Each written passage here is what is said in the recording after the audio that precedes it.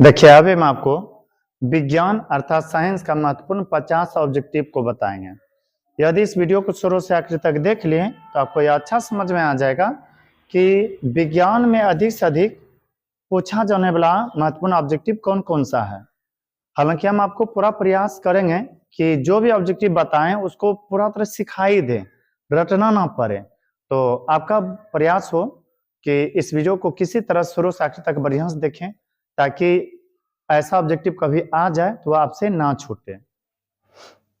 तो देखिए पहला प्रश्न है, दाढ़ी बनाने में किस दर्पण का प्रयोग किया जाता है?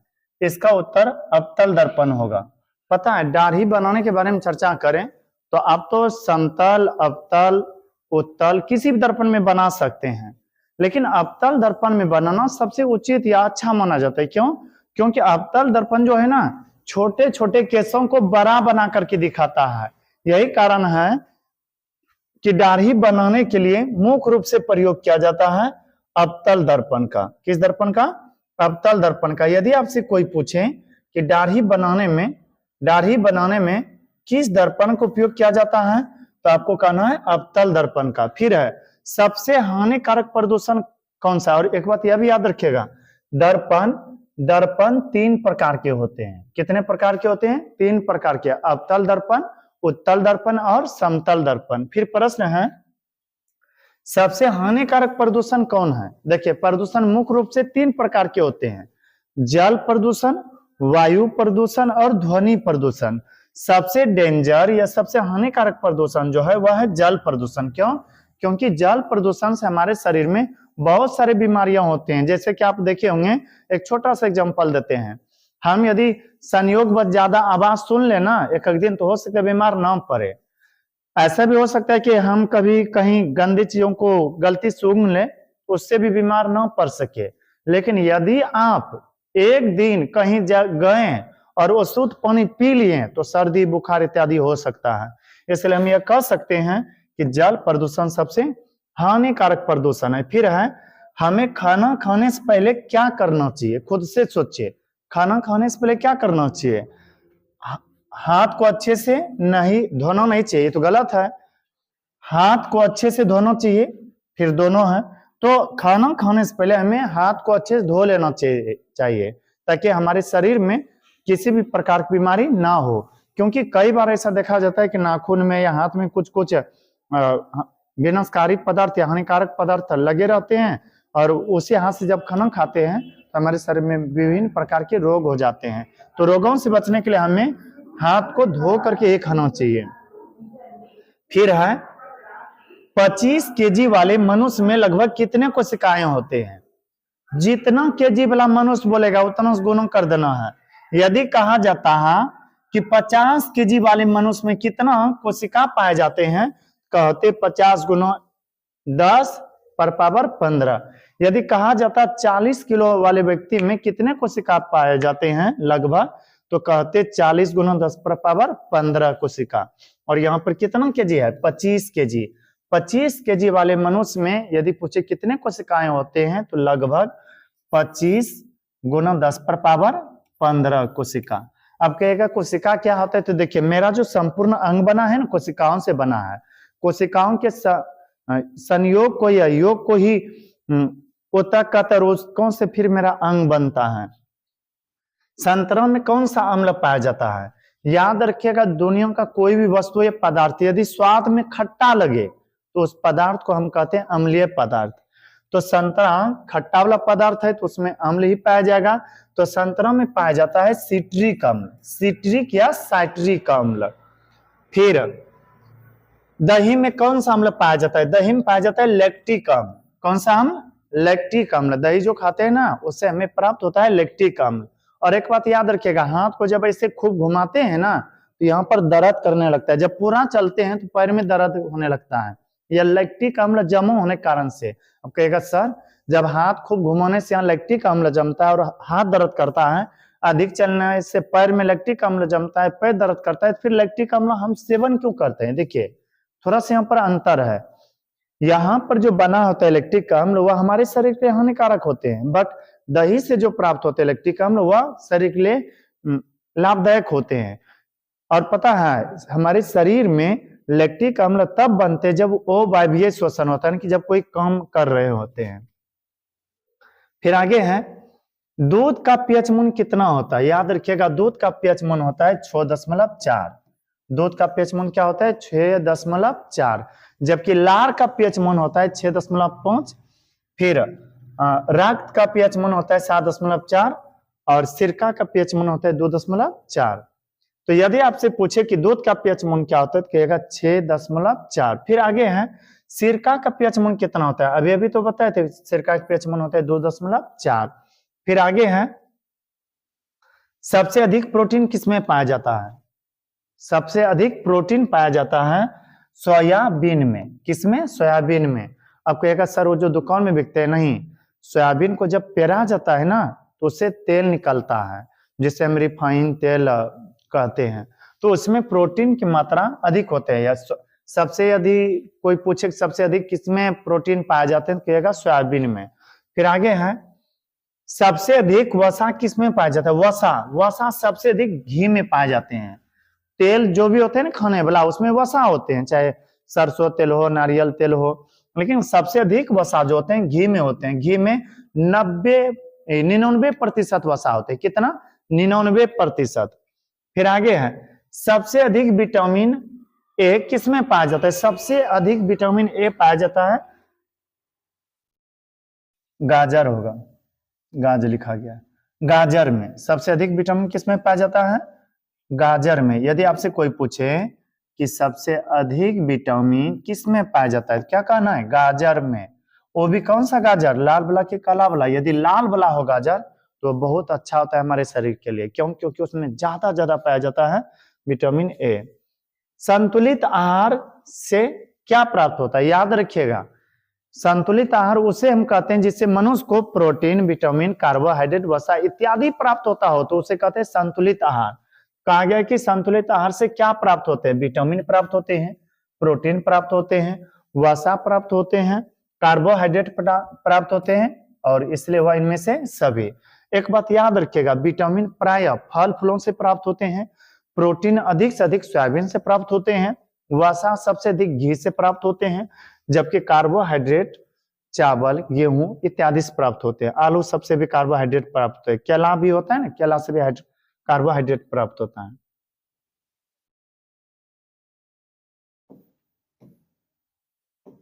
फिर देखिए आगे है किसकी कमी से रतौंधी रोग होता है, रतौंधी रोग जब किसी को होता है ना वो कहीं भी चक्कर खा करके गिर जाते हैं, उसको ठीक से दिखाई नहीं देने लगता है रास्ता में। यही कारण है कि कोई कहीं टकराते हैं ना तो लोग उनको कहते हैं रतौनी धराए क्या, चाहे जो भी हो। रतौंधी रोग होते हैं विटामिन ए की कमी से। किसके कमी से, विटामिन ए की कमी से। यदि हमें रतौंधी रोग से बचना है तो अधिक से अधिक विटामिन ए का सेवन करना चाहिए। विटामिन ए प्राप्त करने के लिए हमें अधिक से अधिक फल खाना चाहिए, गाजर, पपीता इत्यादि खाना चाहिए। फिर प्रदूषण कितने प्रकार के होते हैं, बोले प्रदूषण थोड़ा देर पहले सिखाते। प्रदूषण होते हैं 3 प्रकार के, कौन कौन सा, जल प्रदूषण, वायु प्रदूषण और ध्वनि प्रदूषण।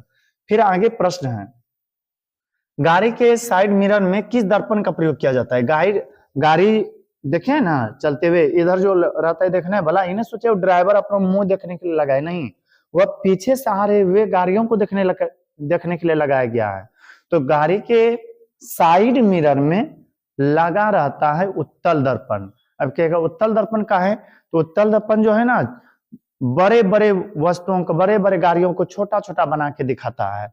और सोचिए यदि छोटका गाड़ी को बड़का बना के दिखाएगा, आ रहा है 10 ठो दिखाएगा एक के गो का मुंह, तो इसलिए छोटे छोटे बना करके दिखा सके प्रतिबिंब, इसलिए उसमें लगा रहता है उत्तल दर्पण। तो गाड़ी के साइड मिरर में रहता है उत्तल दर्पण। फिर प्रश्न है प्रकाश के परावर्तन के कितने नियम है। प्रकाश के परावर्तन के 2 नियम है। पहला, आपतित किरण, किसी सतह पर आने वाली किरण को आपतित किरण कहते हैं। और मान लीजिए नीचे दर्पण है ना कि आईना, इस पर जब प्रकाश पड़ेगा तो इधर तो लौटवे करेगा। आप देखे होंगे कई बार जब टॉर्च मारते हैं आईना पर तो चमक करके लौटता है। तो आपतित किरण, परावर्तित किरण और इसके सतह पर डाला गया लंब को अभिलंब कहते हैं। आपतित किरण, परावर्तित किरण और अभिलंब एक ही सतह पर होते हैं, यह नियम 1। दूसरा, आपतन कोण बराबर परावर्तन कोण होते हैं। कुल मिला के आपको याद रखना है प्रकाश के परावर्तन के 2 नियम होते हैं। प्रकाश के परावर्तन के कितने नियम होते हैं? 2। अमीबा अपना भोजन कैसे पकड़ता है पता है? अमीबा का आकार अनिश्चित होता है, किसी भी तरह से बना दीजिए ये अमीबा हो गया। अमीबा का आकार अनिश्चित होता है। अमीबा मृदु जल में पाया जाता है ना कि गंदे सब जलों में। अमीबा एक कोशिकीय है, इसका शरीर एक ही कोशिका से बना है, इतना छोटा होता है ना कि हम अपने आंखों से देख नहीं सकते हैं। अमीबा के आगे जैसे भोजन आएगा ना, यह कुटपात के द्वारा पकड़ लेते हैं। किसके द्वारा? कुटपात के द्वारा। यदि आपसे कोई पूछे अमीबा अपना भोजन कैसे पकड़ता है तो कहेगा कुटपात के द्वारा। फिर है संगमरमर का रासायनिक सूत्र क्या होता है? संगमरमर का रासायनिक सूत्र होता है CaCO3। संगमरमर पूछे या खरिया पूछे, खरिया जानते हैं ना, वो जो पेंसिल होता है वह चौक वाला, चौक पूछे या खरिया पूछे या संगमरमर पूछे, उसका रासायनिक सूत्र होता है CaCO3। फिर आगे मछली का श्वसन अंग है ना कि मछली किसके द्वारा श्वास लेते हैं? मछली के पास तो नंक होते नहीं है। अब कहेगा सर हम तो देखें वो स्टाइल है या फिर डायलॉग है नंक का। तो मछली जो श्वसन करते हैं गलफरा के द्वारा। किसके द्वारा? गलफरा के द्वारा। गलफरा को ही कहते हैं गिल्स। तो गिल्स या गलफरा के द्वारा, गिल्स या गलफरा के द्वारा कौन श्वसन करते हैं? मछली। अम्ल का पीएच मान क्या होता है? याद रखिएगा, अम्ल का पीएच मान 7 से कम होता है, जबकि क्षार का पीएच मान 7 से अधिक। कहेगा सर याद कैसे रखे? तो सुनिए, आम क्या आप देखिए हैं, आम जब पेड़ से गिरता है तो नीचे जाता है कि ऊपर? कहेगा नीचे। तो यहीं पर आप ट्रिक एक बना लीजिए, अम्ल आम नीचे आता है और अम्लीय विलयन का पीएच मान भी 7 से कम होता है। तो यदि आपसे पूछे अम्ल का पीएच मान क्या होता है, कहेगा 7 से कम। क्षार पूछता तो 7 से अधिक। और उदासीन होता है, उदासीन विलयन का पीएच मान होता है 7। आयोडीन की कमी से कौन सा रोग होता है? जब किसी के शरीर में आयोडीन की कमी होता है ना तो उसके शरीर में घेंघा रोग हो जाता है। जब घेंघा रोग होता है ना तो यहाँ गला इतना बड़ा या मोटा हो जाता है, जिसे हम गलगंड या गलशोध इत्यादि कहते हैं। तो आयोडीन की कमी से होता है घेंघा रोग। आयोडीन की कमी से कौन सा रोग होता है? घेंघा रोग। फिर कमरे के ताप पर द्रव अवस्था में रहने वाला धातु कौन है ना कि कौन सा वह धातु है जो कमरे के ताप पर की सामान्य गर्मी में पिघलते हुए नजर आते हैं या द्रव अवस्था में पाए जाते हैं? तो कहिएगा पारा। वो धातु पूछते तब ब्रोमीन होता। कौन सा वो धातु कमरे के सामान्य ताप पर द्रव अवस्था में पाए जाते हैं तब ब्रोमीन होता, लेकिन धातु पूछे तो पारा। फिर है मानव में पाचन की क्रिया कहां से प्रारंभ होती है? याद रखिएगा, मनुष्य में पाचन क्रिया मुख से शुरू होती है। मुख से आता है ग्रास नली में, ग्रास नली से भोजन आ जाता है अमाशय में, अमाशय से छोटी आंत फिर बड़ी आंत। तो यदि आपसे कोई पूछे मानव में पाचन की क्रिया कहां से प्रारंभ होती है, कहेगा मुख में। और याद रखिएगा मुख में पाए जाते हैं दांत और जीभ। दांत कितने होते हैं? कुल 32 होते हैं। कितने प्रकार के होते हैं? 4 प्रकार के। फिर पित्त का निर्माण कहाँ होता है? शरीर की सबसे बड़ी ग्रंथि है यकृत, जिसे हम घरेलू भाषा में कलेजी कहते हैं। घरेलू भाषा में क्या कहते हैं? कलेजी। तो यकृत सबसे बड़ी ग्रंथि है और यकृत ही निर्माण करता है पित्त का। धोबिया सोडा का रासायनिक सूत्र क्या होता है? धोबिया बोले या धोबन बोले, इसका सूत्र होता है Na2CO3 × 10H2O। फिर से देखिए Na2CO3 इंटू मतलब गुना 10H2O। यह होता है किसका सूत्र? धोबिया या धोबन सोडा का। जबकि खाबन सोडा पूछते हैं ना, खाने वाला सोडा, कहते हैं NaHCO3। याद रखना है, खाया जाता है थोड़ा थोड़ा और धोया जाता है अधिक से अधिक कपड़ा को। अब आगे, निम्नलिखित में कौन विद्युत का सबसे अच्छा चालक है? देखिए, जिसमें करंट जाता है ना, जिसमें करंट जाता है उसे विद्युत का चालक कहते हैं। और विद्युत का सबसे अच्छा चालक माना जाता है चांदी को। किसको? चांदी को। चांदी के बाद स्थान आ जाता है तांबा सबका। चांदी का यदि आप तार लगाए हैं और उसमें जितना करंट भेजिएगा उतना करंट आगे बढ़ेगा। यही कारण है कि सबसे अच्छा चालक माना जाता है चांदी को। फिर आगे है, निम्न में कौन अपशेषी अंग है? शरीर में जो बेकार अंग पाए जाते हैं, जो अंग किसी कार्य के लायक नहीं होते हैं, उसे कहते हैं अपशेषी अंग। कहिएगा क्या? नाखून नहीं। नाखून पता है ना, छोड़ने बहुमरने में कम देता है। तो अपशेषी अंग है अपेंडिक्स। अपेंडिक्स जो कि छोटी आंत और बड़ी आंत के बीच होता है। छोटी आंत इधर से आया और छोटी आंत के बाद यह बड़ी आंत से मिला, इन्हीं के बीच होता है अपेंडिक्स। तो अपेंडिक्स शरीर का बेकार अंग है। फिर आगे है पौधे में गैसों का आदान प्रदान किसके द्वारा होता है? पौधे में गैसों का आदान प्रदान होता है रंध्र के द्वारा। आपके एक रंध्र क्या होता है? ये पत्ता है, पत्ता के निचले भाग में दिखेगा छोटा छोटा सूंग सब होता है, उसी भी छेद होता है, उसी छेद या छिद्र को कहते हैं रंध्र। तो पत्ते के नीचे रंध्र पाया जाता है, इसे हम अंग्रेजी में स्टोमाटा कहते हैं। चुंबक में कितने ध्रुव होते हैं? याद रखिएगा, चुंबक में 2 ध्रुव होते हैं, एक उत्तरी ध्रुव, दूसरा दक्षिणी ध्रुव। जब कोई व्यक्ति हवाई जहाज में उड़ रहे होते हैं ना, तो वहां पर ठीक से घड़ी काम नहीं करते हैं, घड़ी कम करते हैं, बट दिशा का पता नहीं चलता है। तो दिशा का पता लगाने के लिए वहां पर चुंबक वाला घड़ी का प्रयोग किया जाता है। तो चुंबक में 2 ध्रुव होते हैं, एक ध्रुव उत्तरी दिशा को बताते हैं और दूसरा दक्षिणी दिशा को। तो चुंबक में कितने ध्रुव होते हैं? 2 ध्रुव होते हैं, नॉर्थ पोल और साउथ पोल, उत्तरी ध्रुव और दक्षिणी ध्रुव। अस्थाई चुंबक बनाने में किसका प्रयोग किया जाता है? याद रखिएगा, ओ अस्थाई बोले तो नर्म लोहा, नरम रहेगा तब नहीं इधर उधर कीजिएगा। अस्थाई का मतलब कहीं इधर उधर नहीं करना है। तो अस्थाई चुंबक बनाने में प्रयोग किया जाता है इस्पात का। किसका? इस्पात का। हालांकि याद रखिएगा, यदि आप अस्थाई चुंबक के बारे में बात कीजिएगा तो ये नहीं कहिएगा किसी को कि इधर उधर हटाने के लिए अस्थाई चुंबक का प्रयोग किया जाता, नहीं। अस्थाई और अस्थाई चुंबक क्या होता है? जैसे यह पेन है, पेन में यदि चुंबक हमेशा है तो यह हो जाएगा अस्थाई चुंबक, और हमेशा नहीं है, कुछ समय के लिए रहता है तो वह अस्थाई चुंबक। तो अस्थाई चुंबक बनाने में प्रयोग किया जाता है इस्पात का। फिर है विद्युत बल्ब का फिलामेंट किसका बना होता है? पता है? ये मान लीजिए विद्युत बल्ब है और इसके अंदर आप गौर से देखिएगा तो पता चलेगा कि इस तरह से विशेष प्रकार के तार होते हैं, इसी को फिलामेंट कहते हैं। इसको क्या कहते हैं? फिलामेंट। विद्युत फिलामेंट बना होते हैं टंगस्टन का। यहाँ पर घुंघरू घुंघरू ऐसे होता है ना, विद्युत फिलामेंट बना होता है किसका? टंगस्टन का। स्त्रियों में लिंग गुणसूत्र कौन सा होता है? देखिए, स्त्री में होते हैं XX और जबकि पुरुष में होते हैं XY। तो बोले स्त्री पूछा गया कि पुरुष पूछा गया, तो कहिएगा स्त्री में होता है गुणसूत्र XX। स्त्री में क्या होता है गुणसूत्र? XX। और पुरुष में पूछते तो XY। विद्युत बल्ब में कौन सी गैस भरी जाती है? विद्युत बल्ब जो होता है ना, एक LED वाला नहीं, वो जो 100 वाट वाला देखे होंगे शायद। तो विद्युत बल्ब में भरा जाता है नाइट्रोजन। हालांकि आर्गन भी होता है, हीलियम भी होता है, लेकिन मुख्य रूप से भरा जाता है नाइट्रोजन गैस। और यदि बल्ब कहीं फूट जाए ना तो यह गैस निकल जाता है, फिर वह बल्ब नहीं ठीक से चलते हैं। गोलीय दर्पण कितने प्रकार के होते हैं? देखिए, दर्पण 3 प्रकार के होते हैं, लेकिन गोलका दर्पण होता है 2 गो। इसको काटिएगा, बाहर से पेंट कीजिएगा तो अवतल दर्पण बनेगा, अंदर से पेंट कीजिएगा तो उत्तल दर्पण। बोले गोलीय दर्पण क्या हुआ? 2 गो हुआ।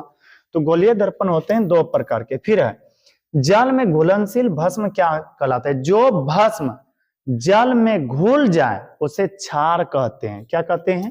क्षार। फिर है किस दर्पण में किसी वस्तु का प्रतिबिंब हमेशा छोटा बनता है? अभी कुछ देर पहले बताए थे, गाड़ी के साइड मिरर में लगा रहता है उत्तल दर्पण, और वह हमेशा छोटा वस्तु का प्रतिबिंब बनाता है। तो उत्तल दर्पण हमेशा वस्तु का छोटा प्रतिबिंब बनाता है। फिर कौन सी क्रिया सभी जीवों के लिए अनिवार्य है? प्रकाश संश्लेषण, या तो पेड़ पौधे में होता है। वाष्पोत्सर्जन, वाष्पोत्सर्जन जानते हैं क्या होता है?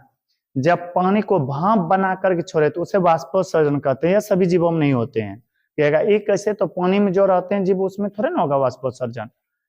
फिर श्वसन टोटल जीव में होते हैं, पेड़ पौधों में भी होता है, जो भी जीव जंतु है सब में श्वसन होता है। मानव हृदय में कितने मानव हृदय में पाए जाते हैं? 4 वेश्म। कितने वेश्म पाए जाते हैं? 4 वेश्म, जिसे चेम्बर कहते हैं, जिसमें होता है 2 अलिंद होता है जो, और 2 निलय होता है। फिर से सुनिए, मनुष्य के हृदय में 4 चेम्बर होते हैं, जिसमें 2 अलिंद और 2 निलय होते हैं। फिर रक्त क्या है? रक्त जो है ना, तरल संयोजी ऊतक है। कई कोशिकाओं के झुंड को हम लोग उत्तक कहते हैं। तो रक्त एक प्रकार का उत्तक है। कुटपाथ किसमें पाया जाता है? कुटपाथ पाया जाता है अमीबा में। यही कुटपाथ के द्वारा अमीबा भोजन को पकड़ता है। मनुष्य के शरीर की सबसे बड़ी ग्रंथि कौन सा है? सबसे बड़ी ग्रंथि यकृत या लीवर है। यकृत या लीवर, जो कि पित्त का निर्माण करता है। पाचन क्रिया पूर्ण होती है, याद रखिएगा, शुरू होती है मुख गुहा से, अब पूर्ण होती है छोटी आंत में, बड़ी आंत में नहीं। बड़ी आंत में सिर्फ पानी का अवशोषण होता है। तो पाचन क्रिया पूर्ण होती है छोटी आंत में। एक वयस्क मनुष्य के कितने दांत होते हैं? वयस्क मनुष्य मतलब जो जवान है, स्वस्थ है, उनके मुख में होगा 32 दांत। जबकि दांत होते हैं कितने प्रकार? 4 प्रकार के। एक कैसे? आप खुद से सोच के देखिए। ट्रैक्टर देखे ना, डाला लगा हो, डाला लगा यदि हो तो उसमें गिनिएगा तो 6 चक्का होगा। 2 ठो आगे इतना साइज का, 2 गो बीच में बराबर साइज का, और 2 गो पीछे डाला में थोड़ा अगला से बड़ा। तो 6 चक्का हुआ। लेकिन टाइप कितना है? 1 2 3, 3 प्रकार है, लेकिन कुल कितना? 6। उसी तरह से मनुष्य के मुख में 32 दांत होते हैं, लेकिन प्रकार होते हैं 4। फिर आगे देखिए, स्वाद कलियों पाई जाती है जीभ के ऊपर। जीभ जो होता है ना मुख में, जिसके द्वारा हम स्वाद लेते हैं, जीभ के ऊपर छोटे छोटे जो कलियों होते हैं, इसी को कहते हैं स्वाद कलियों। यही स्वाद कलियों द्वारा हम किसी भी पदार्थ का स्वाद लेते हैं। और कभी कभी चाय वो कारण से जल जाता है ना, तो फिर कई 1-2 दिनों तक स्वाद ही नहीं ग्रहण कर पाते हैं। तो स्वाद कलियों पाए जाते हैं जीभ के ऊपरी सतह पर। फिर आगे है, गरसनी के भीतरी दीवार पर, यहाँ पर है, मनुष्य के मुख गुहा में कितने जोड़ी लार ग्रंथियां पाई जाती है? मनुष्य के मुख गुहा में 3 जोड़ी लार ग्रंथियां पाई जाती है। Parotid, sublingual, submandibular. अब कहेगा ये क्या होता है? आपके मुख में अभी लार होगा, फेंकिएगा ऐसे तो थूक हो जाएगा, घोटिएगा तो फिर लार ही होता है। तो लार जो है ना, जो छोड़ता है वह ग्रंथि होता है, और ग्रंथि है कितने? लार छोड़ने वाले 3। तो यदि आपसे पूछे मनुष्य के मुख में कितने जोड़े लार ग्रंथि पाई जाती है? 3 जोड़े। फिर है, सोनम का संकेत क्या होता है? सोनम का संकेत होता है एयू। एयू होता है सोनम का, जबकि एजी चांदी का होता है। सीयू कॉपर, एस का मतलब सल्फर। फिर है, लोहा का संकेत क्या होता है? लोहा का संकेत होता है एपीए, फेरस सल्फेट। फिर है, सोडियम की परमाणु संख्या क्या है? याद रखिएगा, सोडियम की परमाणु संख्या 11 होता है। फिर है, हल्दी किसका रूपांतरण है? थोड़ा यहाँ रूपांतरण समझिएगा। आलू कहे किसका रूपांतरण है? जरने के उत्तनन के माध्यम से आता है। देखिएगा, आलू यदि यहाँ पर है ना, तो इसके लिए पर्सनल तना आया होगा, उसके बाद इधर महीन महीन जर होते हैं। यदि आपको कोई कहे गाजर किसका रूपांतरण है, तो गाजर जो है ना जर का बना होता है, वो जर का रूपांतरण हुआ। लेकिन हल्दी के बारे में कोई पूछे तो यह तना का रूपांतरण होता है। तना इधर से आया पौधा का तना, और यही इधर नीचे बन जाता है हल्दी। फिर इनमें से कौन प्रथम उपभोक्ता है? देखिए, भूमि पर जो उगते हैं ना, उसे कहते हैं उत्पादक, और घास भूसा यह सब उत्पादक होता है। इसको जो पहले खाएगा वो प्रथम उपभोक्ता कहलाएगा, और प्रथम उपभोक्ता प्रायः शाकाहारी होते हैं। तो इनमें से कौन प्रथम उपभोक्ता खाते हैं? इनमें कौन प्रथम उपभोक्ता है? खुद से सोचिए। घास भूसा क्या खाएगा? बाज तो खाएगा नहीं, सांप भी नहीं खाएगा, बाघ भी नहीं खाएगा, हिरण खाएगा। तो हिरण हो गया आपके लिए प्रथम उपभोक्ता। हमें उम्मीद है कि यह वीडियो आपको अच्छा लगा होगा। यदि यह वीडियो आपको अच्छा लगा हो तो हमारे वीडियो को लाइक करें, और अभी तक यदि हमारे चैनल को सब्सक्राइब नहीं किए हैं तो कर ले, ताकि जो भी इस तरह से वीडियो अपलोड करें वह आप तक आसानी से पहुंच सके। अब मिलते हैं किसी अगला वीडियो में, तब तक के लिए धन्यवाद।